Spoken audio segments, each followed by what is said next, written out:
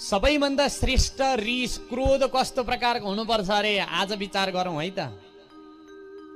जो एक गिलास पानी पिउनका लागि नि राधे राधे, जो एक गिलास पानी पिउँदा जति समय लाग्छ त्यति बेर रिसाउँछ। अब होइन गुरु एक गिलास पानी पिउन त 3 घण्टा पनि लाग्छ भन्यो भने त त्यो अब मूर्खसँग त प्रश्नको केही पनि उत्तर लाग्दैन सज्जन।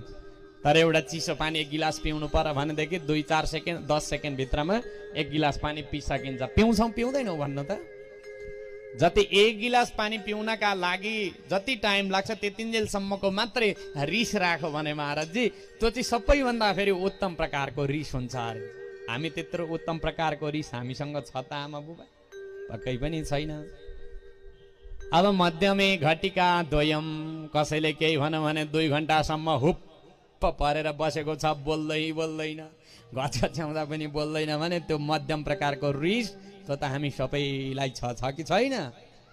हामी चाहिँ मध्यममा परेछौँ है राधे राधे। अधमे स्यात् अहोरात्रम चाण्डाले मरणान्तिकम। अब अधम प्रकारको रिस चाहिँ कस्तो हुन्छ अरे थाहा छ?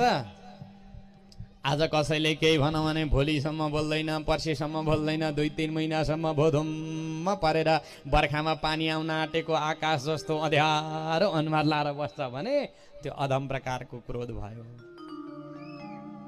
चाण्डाले मरणान्तिक। कसैले केही आज भनिदियो भनेदेखि वर्ष पनि बोल्दैन, रिस गरेर बस्छ भनेदेखि छोड्दैनौ। हावामा उडाएको बेलुन र रिसले फुलिएको व्यक्तिलाई नचलाउनु, कति बेला आफै झरेर पतन हुन्छ, उसको टुङ्गो हुँदैन। त्यस्तो व्यक्तिहरू चाण्डा गर्नुपर्छ त भन्दा